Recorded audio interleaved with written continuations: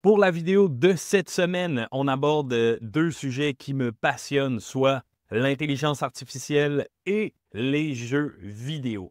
Parce que cette semaine, il y a eu vraiment beaucoup de nouvelles avec l'intelligence artificielle et les jeux vidéo. On commence avec Microsoft qui ont expliqué qu'ils sont en train de travailler sur un modèle qui s'appelle Muse, qui va pouvoir être intégré aux différents jeux vidéo, qui va pouvoir aider à générer jusqu'à 2 minutes de gameplay, de jeu en avance. Ça fait en sorte que l'univers du jeu vidéo risque d'utiliser cette technologie-là de plus en plus. On peut imaginer des jeux un peu comme No Man's Sky qui peuvent produire des billions, des trillions de planètes différentes.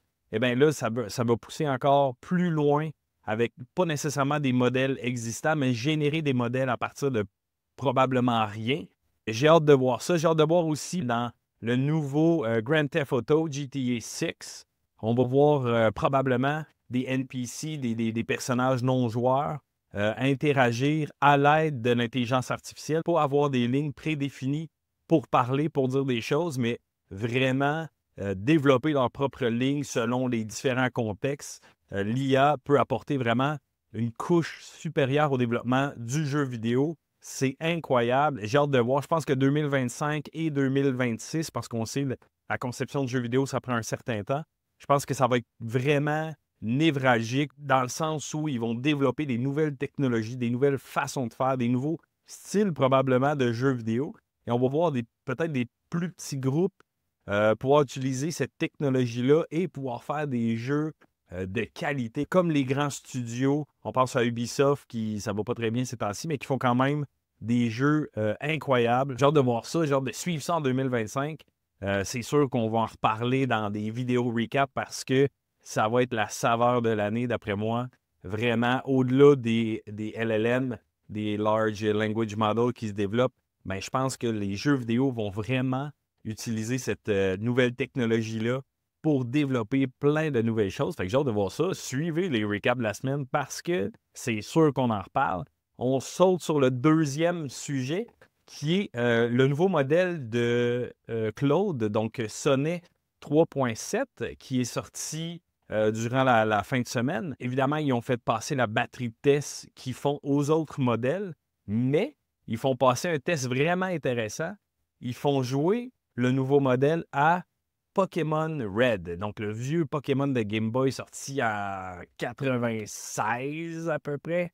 Ils font jouer le nouveau modèle est capable de réagir rapidement, mais aussi d'analyser toutes les situations du jeu. Il a même renommé ses Pokémon. Il est capable d'analyser, OK, je vois une échelle là, est-ce que j'y vais? C'est quoi le chemin pour y aller? Est-ce que je risque d'avoir une bataille? Dans les batailles de Pokémon, il est capable d'analyser c'est quoi le type du Pokémon en face de lui et de choisir la meilleure attaque pour le vaincre. Au moment d'enregistrer cette vidéo-là, il y a déjà 3 gym leaders, les 3 mini-boss dans le fond qui ont été battus. J'ai hâte de voir les différents tests qui vont être faits. J'ai hâte de voir en combien de temps il va être capable de faire le tour de la cassette, parce que dans ce temps-là, oui, c'était des cassettes. J'ai hâte de voir ça. Je vous laisse le lien si vous voulez regarder en live, c'est sur Twitch. Il y a la diffusion live, puis vous pouvez voir tout un peu ce que pense le modèle IA pour arriver à faire ses actions. C'est vraiment intéressant. Je l'ai regardé un peu à quelques reprises. C'est vraiment poussé quand on se dit que l'intelligence artificielle peut jouer aux jeux vidéo. La seule chose, c'est que jamais il va avoir autant de plaisir que moi à jouer quand j'étais jeune. Ça reste un classique, les Pokémon bleu, rouge et jaune. Ouïe, ouïe, ouïe, ça fait partie de ma jeunesse et c'est vraiment mes Pokémon, mes cassettes Pokémon préférées. Et finalement, on saute sur un peu plus la vidéo, la photo. Grok a sorti son modèle la semaine dernière, qui est Grok 3. Et puis, dans ce modèle-là, qui est quand même un modèle assez performant, mais l'application supérieure que vous pouvez faire avec ce modèle-là, c'est vraiment de l'utiliser pour créer des photos super réalistes. C'est incroyable. Je vous invite à aller l'essayer. Il est gratuit, donc vous pouvez lui demander de vous faire des images. J'ai essayé de faire des images de Trudeau, j'ai essayé de faire des images de Trump. Et puis, c'est fou à quel point, quand on lui demande de faire des images de personnages, il le fait, contrairement un peu à ChatGPT, où les paramètres de sécurité l'empêchent de répliquer un peu des visages connus ou des sujets comme ça, ben les balises de sécurité de Grok sont plus ouvertes, donc ils laissent la chance aux gens d'essayer ça.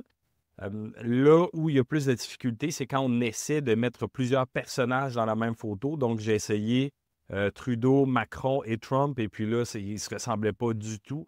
Même deux personnages, c'est assez difficile d'avoir un effet vraiment réaliste. Souvent, ils ne se ressemblent plus. Mais si vous faites juste Trudeau, juste Trump, juste LeBron James, juste Wayne Gretzky, il va pouvoir le refaire presque à la perfection, à 98% prêt. Il faut vraiment être attentif pour voir les erreurs. Je vous invite à aller l'essayer, même si Grok 3 est développé par X, qui est une entreprise d'Elon Musk, qui n'est pas un humain super appréciable, je vous l'accorde. Mais allez l'essayer quand même, juste pour voir un peu les résultats que ça peut donner, puis où le monde s'en va avec ça, parce que ça reste quand même qu'au niveau de la création, au niveau de l'identité, du respect de l'identité, il y a des questions à se poser à ce niveau-là. Donc, c'est toujours mieux d'aller voir ce qui est possible de faire, où s'en va un peu la nouvelle technologie pour être capable de prévoir peut-être des fraudes ou des fake news ou des trucs comme ça. Fait que je vous invite à aller l'essayer. Pour cette semaine, ça fait le tour. Et puis, n'hésitez pas à aller regarder game de Pokémon en live fait par l'intelligence artificielle. C'est complètement fou. Et puis, on se retrouve la semaine prochaine pour un autre wrap-up des nouvelles IA. Et sur ce, je vous dis ciao!